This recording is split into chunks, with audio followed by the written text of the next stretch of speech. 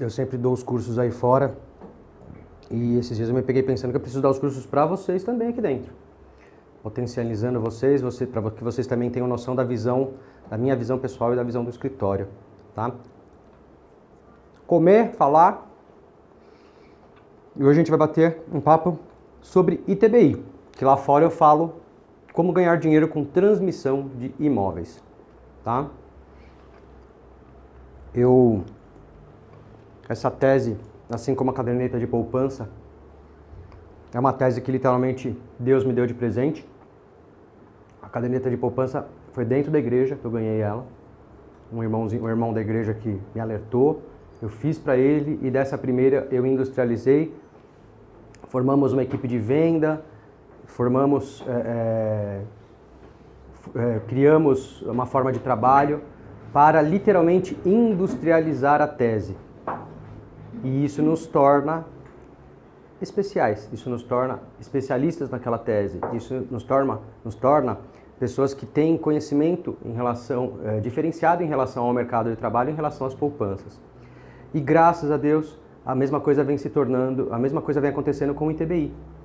E com isso tem aberto várias portas para a gente. Porque o ITBI é algo ligado ao que a gente tem de mais especial, que é o mercado imobiliário.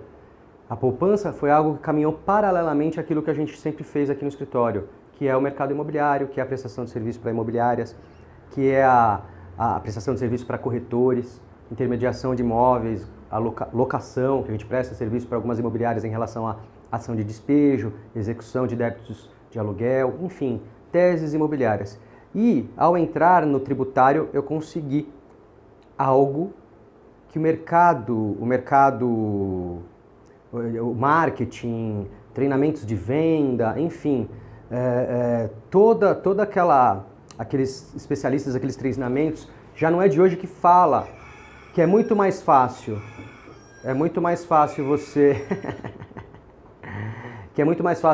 vender para quem já é teu cliente, para quem já tem a tua confiança, do que vender para um cliente novo. Então, mais uma vez eu vejo que Deus agiu na vida do escritório, na minha vida, e me deu essa tese de presente, o ITBI, através de uma nota na ASP sobre um caso específico. Eu vislumbrei algo que poderia ser industrializado e, como vocês vão ver no curso de hoje, de uma tese eu consegui, se não me engano, 6 ou 7 teses diferentes e que podem ser trabalhadas pelo escritório por cada um de nós, tá? Você já me conhece, dispensa a apresentação, tá? Qual que é a base do ITBI, da nossa tese?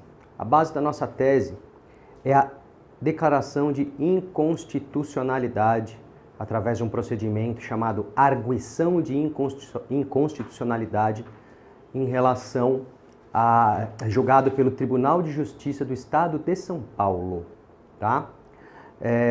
Em 2005, a Prefeitura de São Paulo, através de um decreto-lei, criou o famoso valor venal de referência, que era um valor que equiparava os imóveis ao valor de mercado, objetivando que o pagamento desse tributo fosse realizado no ato da escritura, eliminando assim a inadimplência desse imposto. Só vai fazer a escritura quem pagar o imposto. E também criando o próprio valor venal de referência, que é um valor que naquela época era equivalente ao valor de mercado. 10 anos se passaram, vários tributaristas, vários juristas, vários advogados tentaram quebrar essa tese e não tiveram sucesso. Por quê? Porque vinham discutindo de maneira errada. Até que em 2014 essa arguição de inconstitucionalidade foi ajuizada no tribunal. E em 2015 a Corte Especial do TJ aqui de São Paulo declarou inconstitucional o artigo 7A, o artigo 7B e o artigo 12 desse decreto-lei. Tá? Existe a lei, eu não gosto muito de falar de lei, quem gostar de artigo e quem gostar de número de lei, por favor, lê a tese, a petição inicial que a gente tem, onde eu cito tudo, ou então dá um Google. Eu não decoro artigo. Eu brinco nos meus treinamentos que é o seguinte: quem tem os 10 mandamentos de cor aí, fala rápido, agora. A gente sempre vai esquecer um. A gente sempre vai esquecer um. Então eu brinco assim, eu prefiro ter o conceito, eu prefiro ter a compreensão. Então, os 10 mandamentos eu resumo em amar a Deus acima de tudo e ao próximo como a ti mesmo. Como Jesus falou, né? Mas enfim. Aqui eu não tenho decorado artigo de lei, eu não tenho decorado lei. Então quem quiser saber a lei vai ter que ler a petição inicial que nós temos ou dar um Google que você vai saber a lei. O que eu sei falar é o seguinte: o decreto-lei foi criado para incluir esses 3 artigos na lei municipal que tratava sobre ITBI. Qual que foi o grande erro da Prefeitura da capital de São Paulo? Criar mudar a base de cálculo e mudar o fato gerador através de decreto. Eles erraram ao fazer isso através de decreto. Eles só podem, porque o artigo 38 e alguns do Código Tributário Nacional e alguns artigos constitucionais, 110, da Constituição 110, 140, se não me engano, eles falam que prevalece a lei federal, né? Mais ou menos para vocês entenderem. O artigo 38 fala que a base de cálculo do ITBI é o valor do negócio ou o valor venal. O que é o valor venal? É aquele valor das prefeituras em relação ao imposto o IPTU, territorial, que é outro imposto, que não tem nada a ver com o que a gente está batendo um papo aqui. Mas, ao vir um decreto-lei que muda a lei federal do CTN, foi aí que está a base da inconstitucionalidade. Ela mudou a base de cálculo, ela antecipou o fato gerador e isso é ilegal. Foi aí que o Tribunal de Justiça, é inconstitucional, não é só ilegal, é inconstitucional. Foi aí que o Tribunal de Justiça, a Corte Especial, declarou inconstitucionais esses 3 artigos. Tá? O artigo 7A e o 7B fala da criação do valor venal de referência. E o artigo 12 é o artigo onde todo tabelião de notas se usa ele para exigir o tributo no momento da escritura. Então vamos aqui recapitular bases do direito tributário. Alíquota, fato gerador e base de cálculo. Normalmente são as três bases da cobrança de um imposto. Alíquota. Aqui na capital de São Paulo, hoje é 3%. De março de 2015 para trás, eram 2%. Então, quando a gente for fazer mais para frente eu vou falar, quando a gente for fazer uma repetição de indébito, uma cobrança para restituir valores pagos, a gente tem que se atentar à data do pagamento para ver se a alíquota era 2% ou se a alíquota era 3%. Fato gerador. Imposto de transmissão de bens imóveis. O fato gerador é a transmissão. E quando acontece a transmissão? No registro imobiliário.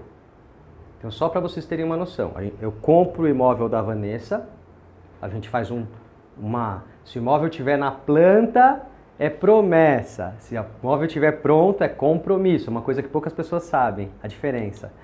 Então, eu faço compromisso particular com ela, que eu vou pagar, dou um sinal. Aí marca-se as certidões, análise das certidões, e aí num segundo momento marca a escritura, eu quito, normalmente eu quito, às vezes tem financiamento, a gente está fazendo, estou dando um exemplo aqui de uma compra e venda normal.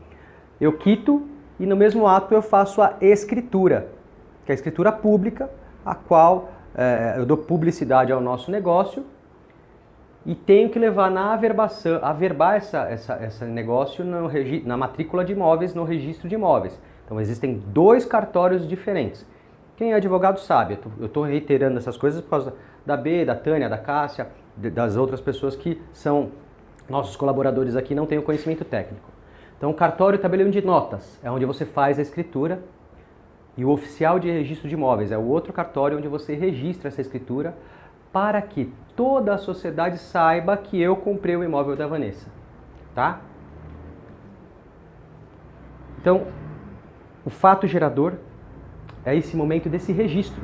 Só que aí veio a lei e falou, não, fato gerador é no momento da escritura. Por isso que foi declarado inconstitucional. O cartório, o tabelião de notas, ele não pode cobrar o imposto.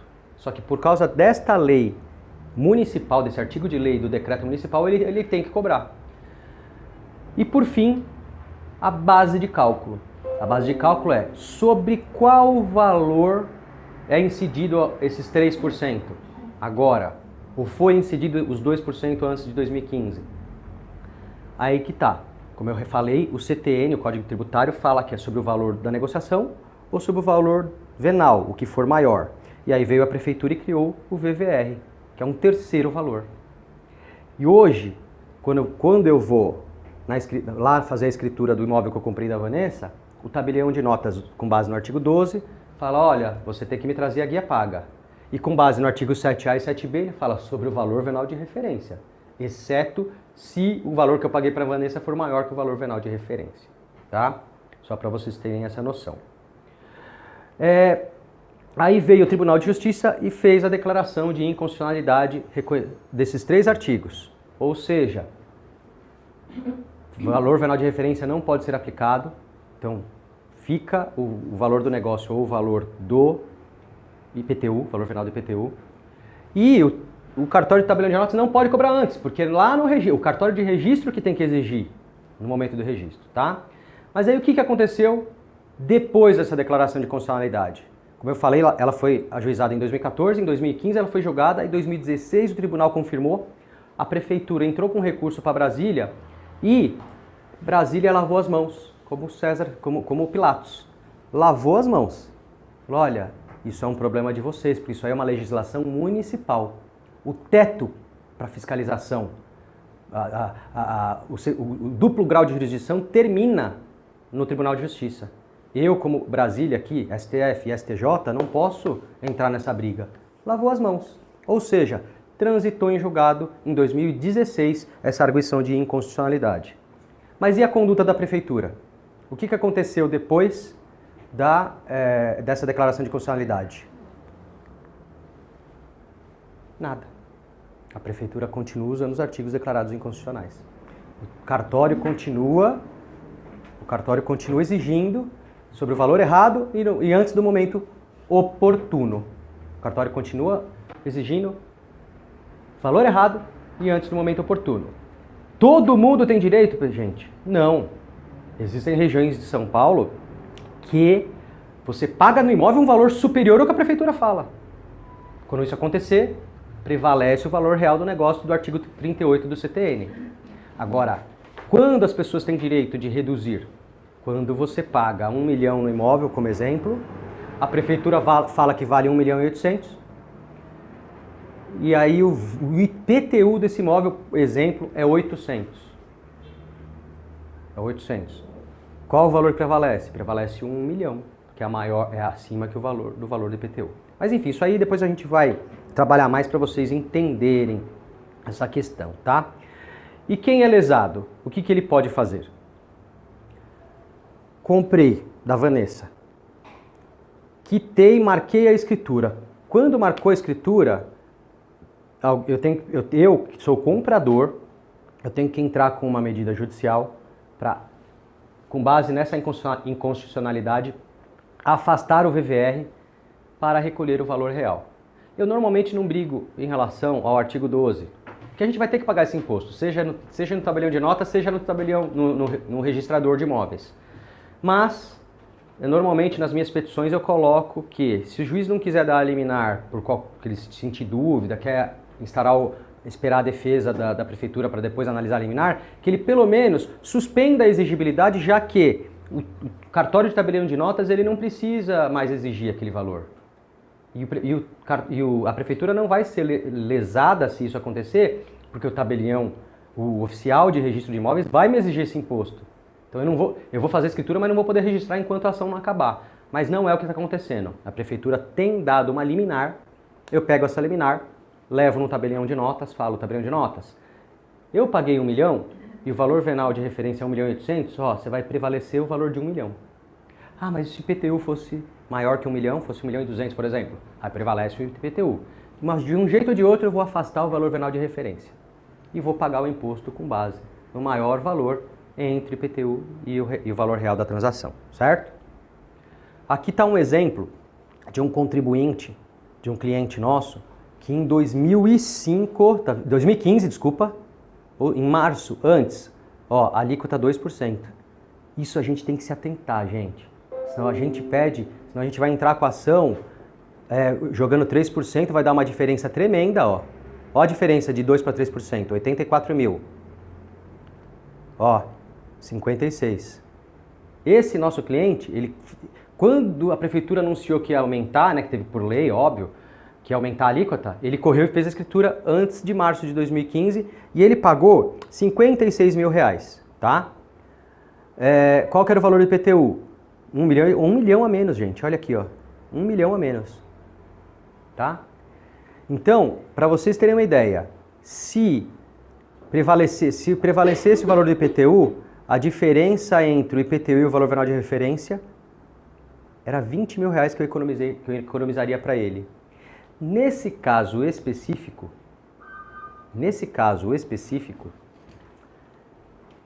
eu consegui uma liminar para afastar esses dois valores, para prevalecer apenas 273 mil. Nossa! É um caso específico que eu vou falar no final do curso, tá? Então eu quero que vocês esqueçam o valor real, o valor da transação neste caso aqui. Vamos pensar que ele pagou 1,5 milhão nesse imóvel?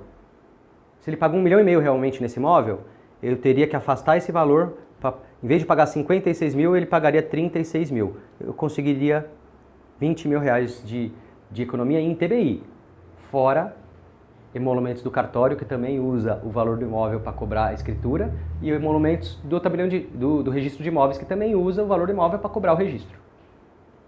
Tá? Então aqui eu conseguiria 20 mil. Nesse caso específico, eu consegui 50 mil para ele, que eu vou falar no final, tá? Então, ó, só para vocês verem a diferença. Só para vocês verem a diferença, de 2 para 3%. De 2 para 3%, esse valor de 20 mil aumentou para 29, e se fosse de 50 mil, aumentou para 76, tá? Antes de 2015 e atualmente, tá bom? Legal. Eu busquei, entrei com a ação, consegui eliminar, paguei só, no caso, paguei só 55 mil, sendo que a prefeitura estava me cobrando 84. E o imóvel que eu comprei ano passado, o imóvel que eu já comprei e já paguei. Como toda e qualquer ação judicial contra qualquer ente público, qualquer ação contra a prefeitura, estado e município, nós temos 5 anos para entrar com a ação, nós contribuintes. Assim como o poder público tem 5 anos para cobrar da gente. Então prescreve o direito de reaver, de restituir, de discutir em 5 anos. Então, para quem já pagou o tributo errado, desde que esteja no prazo prescricional de 5 anos, ou seja, desde que ele tenha comprado o imóvel nos últimos 5 anos, eu consigo entrar com uma ação para pedir a restituição desses valores que ele pagou errado. Nós temos o caso aqui do Vagnão, que é um cliente que ele tem uma sorte danada. Tudo que a gente entra para ele, julga rápido, as poupanças julgaram rápido, ele recebeu antes da paralisação. Agora, esse caso, em 3 meses eu tinha sentença, em 5 meses em 9 meses nós tivemos o julgamento do recurso em segunda instância, em 11 meses nós começamos a execução do caso dele, para restituir valores pagos, porque ele pagou com base no valor venal de referência, e aí eu afastei, pedi pelo IPTU, e ele está reavendo esse valor, tá certo? No nosso caso aqui no escritório, como é uma tese pacífica, ao meu ver, sem riscos, por enquanto pelo menos, até porque a inconstitucionalidade foi declarada exigindo que a prefeitura modifique esse valor venal de referência, regularize, ou seja, crie o valor venal de referência por lei e não por decreto-lei. E deu um prazo para a prefeitura de 2 anos. Esse prazo já passou também. Ela continua usando o valor venal de referência errado. Então, por enquanto, essa tese ela é pacífica. Ela não gera riscos para a gente. Então, nós nos damos ao luxo de oferecer aos nossos clientes um investimento em honorários advocatícios de apenas R$0. Porque a gente não cobra nada. Eu só vou cobrar êxito, parte daquilo que eu gerar de economia para ele. Tá certo? Isso é um princípio meu. Existem advogados que não concordam com a minha conduta. Eu respeito eles, enfim. Mas é uma forma que eu tenho de trabalhar para me colocar, assim como nas poupanças, no mesmo barco que o cliente. Tá? Nós como advogados agora, então eu passei o básico para vocês entenderem a tese. Nós como instituição, como MAD Novae Sociedade de Advogados, o que nós temos que nos atentar? Tá? Se atentar às peculiaridades do GEFAS. O que é o GEFAS? Juizado Especial da Fazenda Pública. Como todo curso que eu faço, eu gosto de fazer curso prático, não curso acadêmico. Eu, particularmente. Tem gente que gosta de fazer pós-graduação. A Vanessa está fazendo pós-graduação em tributário. Eu prefiro fazer os cursos do IBJUS, por exemplo, que ele dá a varinha pra gente pescar. Então aqui, eu vou dar uma varinha para vocês aprenderem a pescar. É uma lei pequena. Leia esta lei, que criou o Juizado Especial da Fazenda Pública. Cada um de vocês, leia essa lei. É uma lei que, se não me engano, tem 29 artigos, se eu não me engano. Um pouquinho mais, um pouquinho menos. Enfim, leia esta lei. Essa lei ela foi criada em 2009, deu um prazo para os estados, os municípios e os municípios não, né? Os estados e os tribunais criarem os juizados. Existem estados que ainda não têm juizado. A gente está com um problema lá no Rio de Janeiro, que até hoje não julgou um mandado de segurança nosso. Mas enfim, aqui em São Paulo nós temos um juizado especial. Primeira peculiaridade do juizado especial: a competência é absoluta. O que é competência absoluta? Quando preenchidos os requisitos previstos nessa lei, eu não tenho, igual na civil, a opção de escolher de entrar com uma ação comum ou entrar com uma ação no juizado. Não.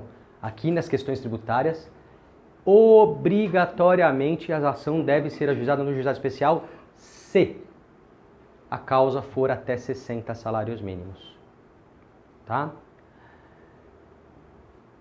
Obrigatoriamente essa ação deve correr no juizado. Outra peculiaridade da lei do juizado especial: mandado de segurança não cabe no juizado especial. Então tá aí uma peculiaridade. Se a ação for menos que 60 salários mínimos e for mandado de segurança, aí eu tenho que ajuizar ela na justiça fazendária, na justiça comum da fazenda, e não no juizado especial. E atenção, gente, ajuizada para o processo, para a gente ficar discutindo isso. Então eu gosto, todas as minhas iniciais têm das questões processuais e preliminares. Todas as minhas petições iniciais eu já discuto tudo isso. Estou ajuizando a ação na justiça comum, apesar do valor da causa ser menos que 60 salários mínimos, porque é um mandado de segurança. Para o juiz se atentar, porque normalmente o que o juiz faz, a causa é menor, redistribua para o juizado especial. Aí nisso a gente perde uma semana, 10 dias, 15 dias. Lá no Rio de Janeiro já tem 3 meses e nada. Nada. Mas lá no juizado, não foi por erro nosso. Lá no juizado não existe lá no Rio de Janeiro não existe um juizado da Fazenda Pública específico. Se não me engano, é um juiz acho que não sei que vara lá que é o responsável pelas questões pequenas, só que ele alegou que é mandado de segurança, então, como foi mandado de segurança, a competência não é absoluta, é da justiça comum, e pediu para redistribuir para a justiça comum, e está nesse vai e vem, e até agora não apreciaram a liminar, o nosso cliente é prejudicado. Ele não pode passar a escritura, tá? E terceira peculiaridade do juizado especial: empresas de pequeno porte podem se beneficiar do juizado. Então, existem muitas holdings. O que é holding? Empresas familiares para administração de bens próprios que têm entrado com ações. Vocês devem estar vendo. Tem muitos clientes nossos têm holding. E aí a gente tem que se atentar, a gente tem que provar, pedir para o cliente ou entrar na JuSesp e já buscar esse documento, provando o faturamento ou provando o enquadramento fiscal dessa empresa. Se ela for do Simples Nacional, batata, ela é uma empresa de pequeno porte. Então a gente não precisa nem incomodar o cliente, olha, você precisa me mandar. A gente tem como consultar o Simples Nacional ou consultar a JuSesp para já ter esse documento, para já ajuizar o processo aonde tiver que ser ajuizado. Tá? Mesmo sendo de pequeno porte, tem que ser menos salário menos de 60%. Sim. Tá? E empresas de grande porte, que tem lucro presumido ou lucro real, enfim, que não tem Simples Nacional. Existem empresas que não são consideradas de pequeno porte, mas têm o faturamento considerado de pequeno porte. Então a gente pode, fazendo essa prova, se beneficiar do juizado especial. O que é legal do juizado especial, gente? Não tem custo processual. É ruim pra gente, porque não tem honorários em primeira instância, mas é muito mais fácil você administrar um processo, ainda mais a de êxito, do jeito que a gente trabalha, é muito mais fácil a gente administrar o processo sem ter que ficar pagando custa, controle de custas e cobra e vai e vem, tá? Eu comecei essa tese entrando com... Bem, vamos lá. Aqui é juizado especial. Então, vou encerrar a questão do juizado especial pedindo para que vocês leiam a lei. Joga no Google, lei do juizado especial, da Fazenda Pública. E leia. Tem muita coisa boa lá, principalmente para os advogados. E quem for colaborador, tiver alguma dúvida, fala com o advogado, fala comigo, fala com algum advogado do escritório. É interessante vocês leem esta lei. Outra, nós como advogados atuantes temos que, 2, saber a diferença entre ação comum e mandado de segurança. Eu comecei essa tese entrando com mandado de segurança. Por quê? O mandado de segurança também é uma lei específica. Ele é um remédio jurídico que não... Até ele é mencionado no Código de Processo Civil, mas existe uma lei específica que cria ele. Tem algumas peculiaridades. O mandado de segurança, ele é ajuizado por causa de um ato coator. O que é um ato coator? Um ato de algum representante público que está te impedindo de exercer um direito. Né? Eu acho que os advogados têm que ler. Todo advogado tem que ler essa lei também. Leia a lei do mandado de segurança, tá? E eu comecei entrando com o mandado de segurança, e é uma lei, e como é uma tese pacificada, o mandado de segurança ele é muito utilizado para empresários e para clientes e para advogados que são conservadores. Por quê? Porque não tem risco de honorários advocatícios. Se eu entrar com mandado de segurança e perder, o meu cliente não vai ser condenado em pagar honorários. E eu também não vou ganhar sucumbência. Como eu enxerguei nessa tese uma tese rentável, boa, sem riscos, eu modifiquei o mandado de segurança para uma ação comum, a antiga ação ordinária, que agora o novo Código de Processo Civil fala em ação comum. E antigamente pedia tutela antecipada, agora o que eu peço? Uma tutela de urgência pela nova nomenclatura do Código de Processo Civil. Peço uma tutela de urgência, fundamentada aonde? Na urgência de assinar a escritura, para concretizar o negócio, para se tomar posse do imóvel, por exemplo, e na declaração de constitucionalidade. Eu preciso que seja afastado o que está me impedindo de outorgar a escritura e de pagar o imposto verdadeiro, real, que é a prefeitura, o próprio site da prefeitura e o próprio cartório que me exige isso antes da hora. Então, eu transformei a ação comum.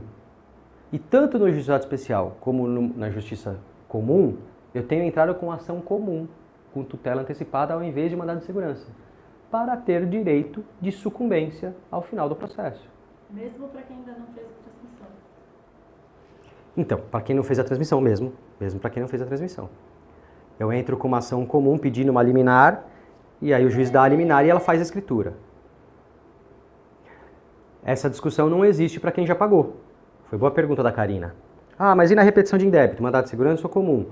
A repetição de indébito é ação comum, porque é uma ação de cobrança. A repetição de indébito é uma nomenclatura utilizada para as ações de cobrança contra os entes públicos. Algo que você pagou errado e que você quer restituir. É uma ação de cobrança simples. A Luciana bateu no meu carro, eu entro com uma ação de cobrança dela se ela fugiu sem pagar. Diferente se ela me der um cheque, o cheque voltar, né? Enfim, eu sempre falo isso nos treinamentos também. Só para o pessoal que não é advogado entender. A Luciana bateu no meu carro, ela foi embora. Eu tenho que entrar com uma ação, ela vai se defender, tem que ouvir testemunha, tem que ver quem estava certo, quem estava errado. O juiz vai dar uma sentença, vai ter direito a recurso.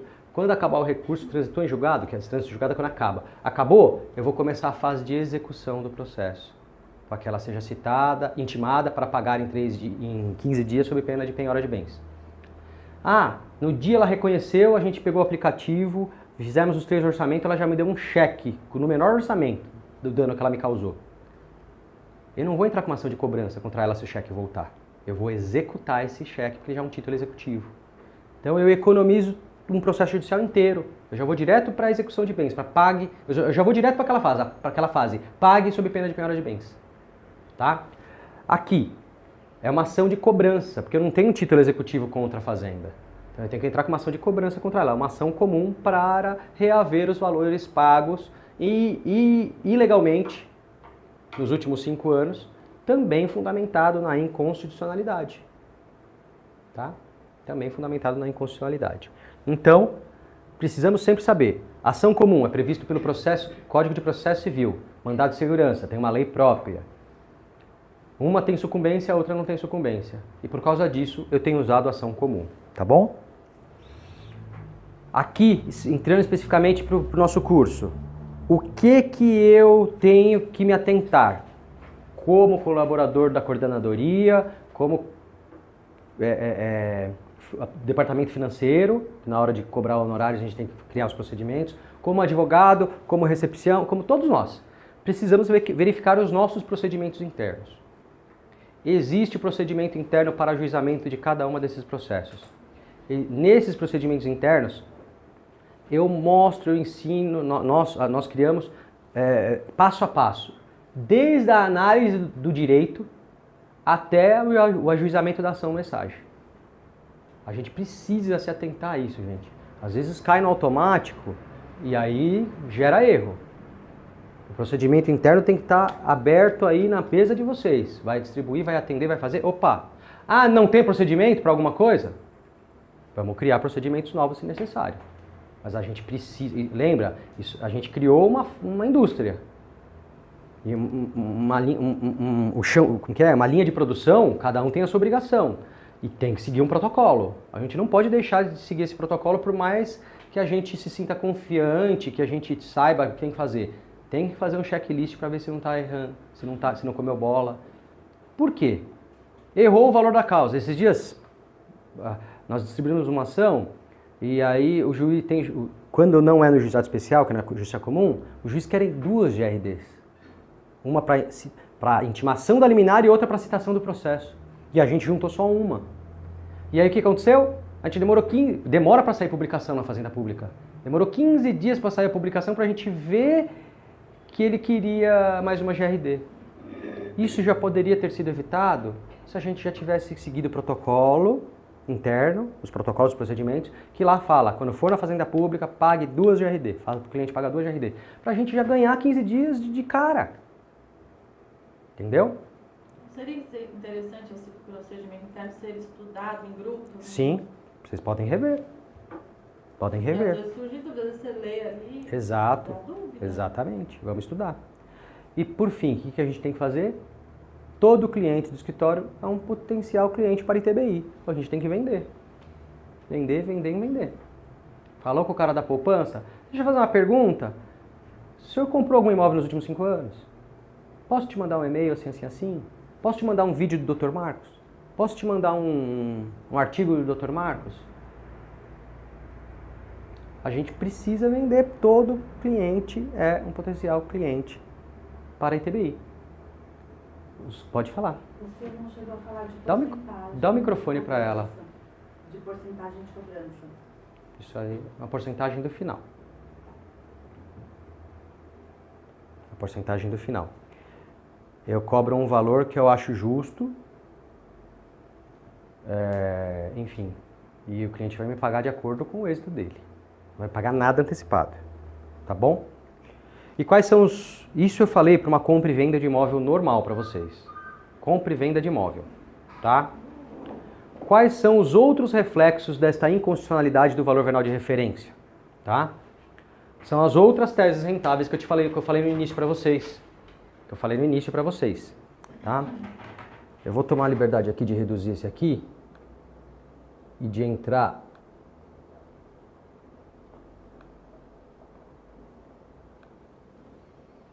no meu blog, o blog do escritório. Não sei se todos vocês já conhecem.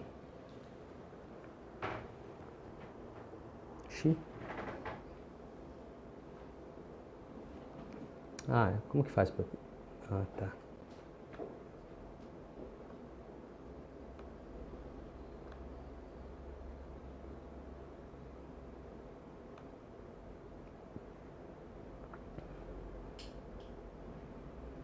Quero duplicar aqui, peraí.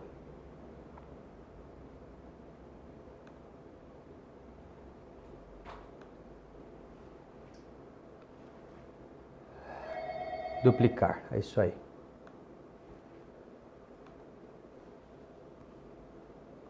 Que aí, ó, eu vou entrar aqui, eu não sei se vocês conhecem o blog do escritório. No blog do escritório, eu tenho uma aba aqui, ó, de categorias. E nesse categorias eu tenho família e imóveis. Eu tenho teses de TBI tanto para família quanto na área de imóveis, tá? Então vamos ver aqui, ó. Quais são os reflexos do ITBI, dessa declaração de constitucionalidade do valor venal de referência? Parece que não, mas a capital de São Paulo ainda existe, ainda tem imóvel rural. Ainda tem. A cidade de São Paulo tem imóveis rurais. Na transferência desses imóveis rurais, quando for compra e venda, é ITBI, para a prefeitura. Eles, né, se tiver valor venal de referência, a gente afasta o valor venal de referência para prevalecer o valor do ITR. Quando é imóvel rural, é imposto territorial rural, que é um imposto federal, e não para a prefeitura, tá? É esse primeiro caso aí. Agora a gente vai entrar na questão de família. Inventário e doação é uma forma de transmissão de imóveis. Só que não é ITBI, é ITCMD, Imposto de Transmissão, Causa, Morte e Doação. Não é devido imposto para a prefeitura, é devido imposto para o governo do estado de São Paulo, os outros estados. Só que o estado de São Paulo, quando viu que a prefeitura de São Paulo, muito esperto, né? Quando viu que a prefeitura de São Paulo criou um valor maior, aguçou, como a gente fala, tem um latim, né, que fala animus arrecadador, aguçou o leão, né? Ele viu a possibilidade de arrecadar mais o Estado. E aí ele criou um decretozinho-lei lá também para falar que a base de cálculo do ITCMD nos imóveis passaria a ser do valor venal de referência no caso da capital de São Paulo. Ou das outras cidades que tiver o valor venal acima do valor real ou do valor de IPTU, seria esse valor que deveria prevalecer. Então, esse decreto-lei estadual ainda não foi declarado inconstitucional, mas a Justiça já há tempos vem repudiando a conduta do Estado, que criou através de um decreto a alteração da base de cálculo desse imposto também, e também vem julgando em favor do contribuinte, afastando o valor venal de referência também dos inventários e doações. Entra aí o usufrutos. Se eu tenho um imóvel... O usufruto também é com base nesses valores. Porque no usufruto, esse ITBI ou esse no caso o ITCMD, ele é incidido sobre, você tem a nua propriedade, enfim, também é incidido sobre usufrutos. A gente consegue também reduzir. É que, na verdade, é a mesma coisa, né? Porque quando você tem a doação, você paga o ITCMD pela doação e você também paga pelo usufruto.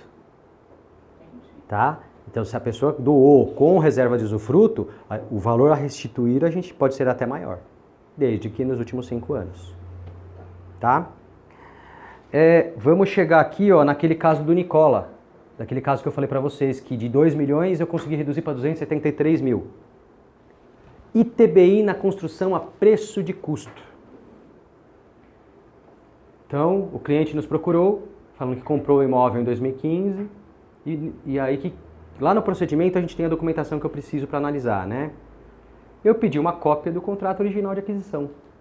E nessa cópia do contrato que o cliente me deu, do contrato particular, ele é a construtora, eu vi que a modalidade de compra não foi uma compra e venda normal. Foi uma compra em relação a preço de custo, eu não sei se vocês conhecem.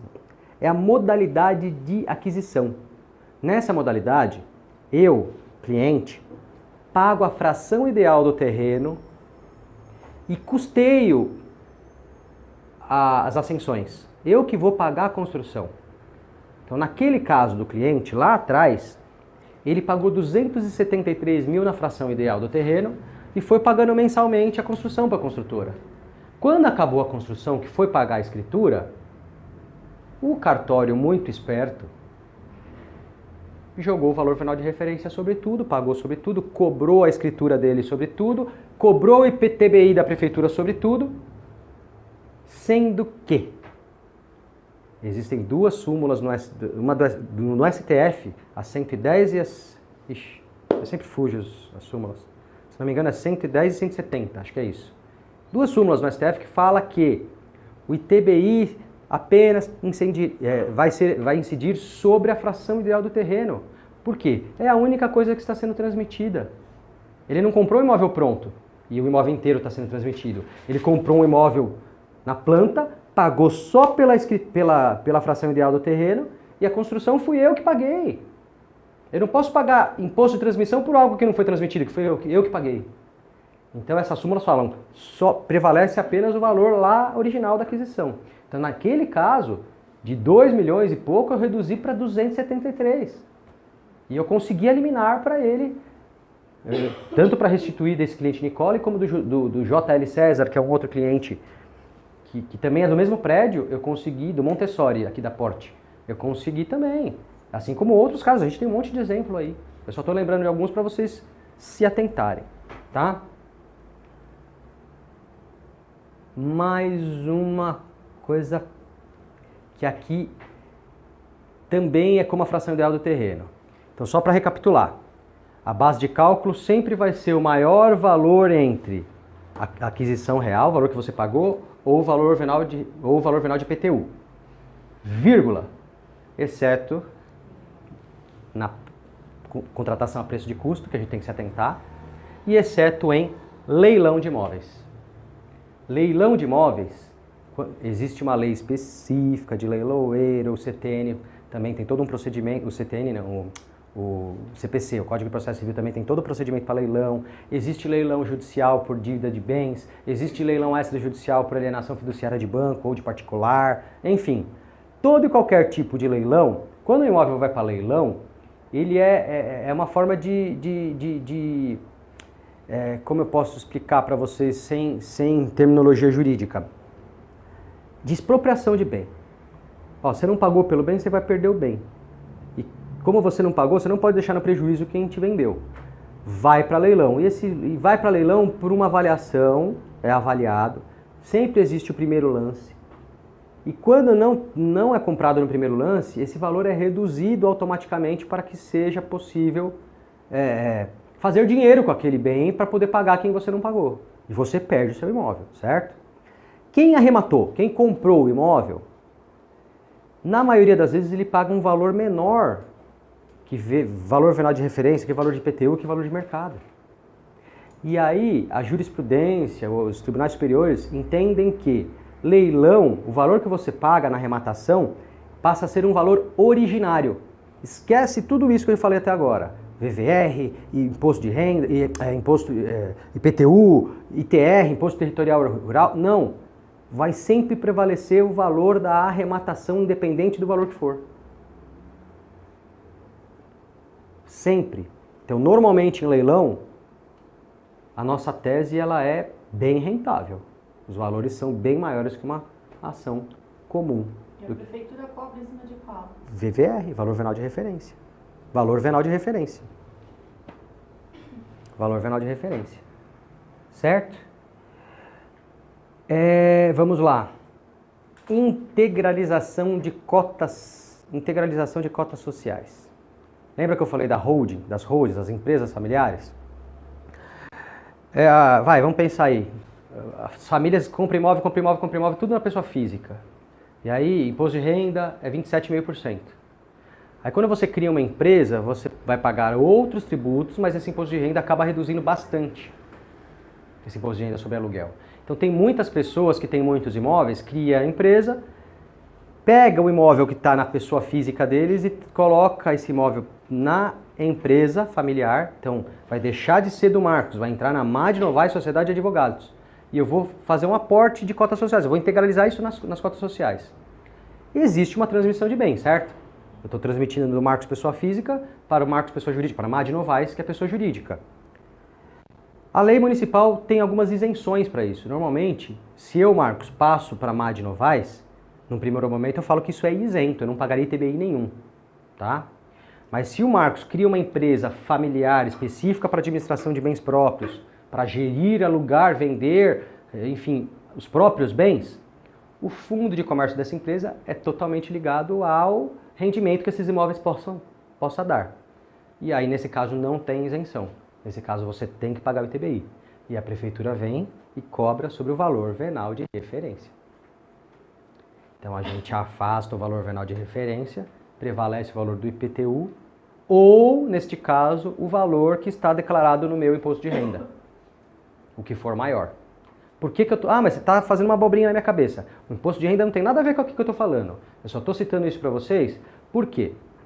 Porque se eu tenho um imóvel declarado no meu imposto de renda por 500 mil, porque eu comprei lá atrás, e hoje ele vale 1,5 milhão, e eu transferir por 1,5 milhão para minha empresa, eu vou pagar lucro imobiliário, que é um imposto federal, sobre essa diferença de 500 para 1,5 milhão. Então não vale a pena. Então nós, como advogados, temos que alertar os nossos clientes para que não aumente esse valor nessa integralização de cotas sociais. Se está declarado por 500 mil no seu imposto de renda, no imposto de renda do Marcos, eu vou passar para a empresa familiar do Marcos, agora que vai administrar meus bens, por 500. Ah, mas o ITBI, o imposto de renda, o valor venal de referência é 2 milhões. Eu vou afastar ele. Qual que é o valor do IPTU? 1,5 milhão. Eu vou pagar o ITBI pelo 1,5 milhão, mas eu vou declarar a transação 500 mil. Porque não está tendo dinheiro, não está tendo movimentação financeira. Eu só estou passando do meu nome pessoa física para minha empresa pessoa jurídica. Você não paga lucros? Lucro imobiliário, é isso que eu falei. Você não paga lucro imobiliário. Tem que ser qual tipo de empresa? Pode ser uma ME? Qualquer tipo. Normalmente são pequenas empresas, essas empresas familiares. Existem empresas que são grandes. Os nossos clientes normalmente são empresas pequenas. Acho que só a BMT que é grande. Ah não, a BMT é a Eireli. Aí a gente tem a JL César, que é grande empresa, a gente tem a Plena, que é uma construtora, empresa grande. Mas qualquer tipo de empresa tem esse direito. Qualquer tipo de empresa tem esse direito. Tá certo? Imóveis rurais. Imóveis rurais. Porque não só. Eu dei o exemplo de São Paulo, mas existe também em outras cidades. Então a gente precisa ficar atento, porque às vezes o nosso cliente está aqui da capital, aqui do nosso lado, nossos clientes são normalmente aqui da capital, mas eles têm negociações no Brasil inteiro. Então a gente precisa se alinhar. Essa tese que eu estou falando, o VVR é capital. Preço de custo é nacional. Preço de custo é nacional. Qualquer preço de custo a gente pode, qualquer cidade a gente pode vender. Leilão é nacional. E imóvel rural também, num primeiro momento, eu tenho certeza do Estado, mas a gente tem que analisar os outros estados para ver se não tem nenhum tipo de irregularidade na cobrança. Aqui no estado de São Paulo eu sei que existe a irregularidade porque a prefeitura usa o valor venal de referência das cidades ou, no caso de imóvel rural de outras cidades, ela usa o valor do IEA, Instituto de Economia Agrícola, da USP, na Universidade de São Paulo. Então, quanto vale a fazenda? Ah, a fazenda no mercado vale 3 milhões. Na hora de pagar o imposto, o IEA vem e fala que vale 7 milhões.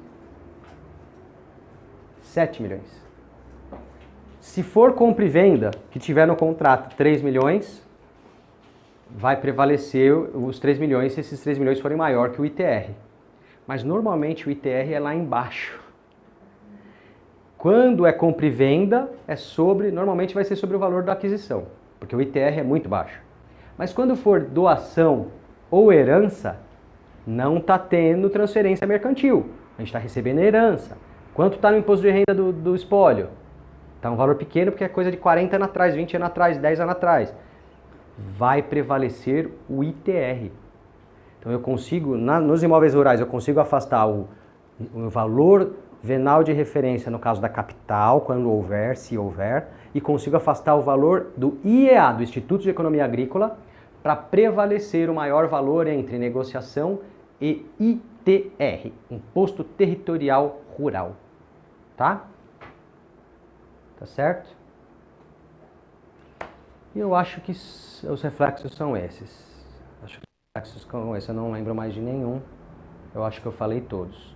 Então, recapitulando, tanto no ITBI quanto no ITCMD, a gente pode afastar o ITR, a gente pode afastar o valor venal de referência ou o IEA para prevalecer sempre o valor real da negociação, o maior valor entre o valor real da negociação ou o valor de IPTU ou de ITR, no caso de imóveis rurais. Exceto leilão, que prevalece sempre o valor da arrematação, e exceto o preço de custo, que vai prevalecer o valor parcial da fração ideal do terreno. Tá certo? Alguma dúvida, galera? Eu vou então desligar para a gente conversar sobre as questões internas agora, né? Eu vou até abrir aqui, eu não sei se eu vou ter condições de abrir o procedimento interno. Abrir o procedimento interno, tá? Pode desligar.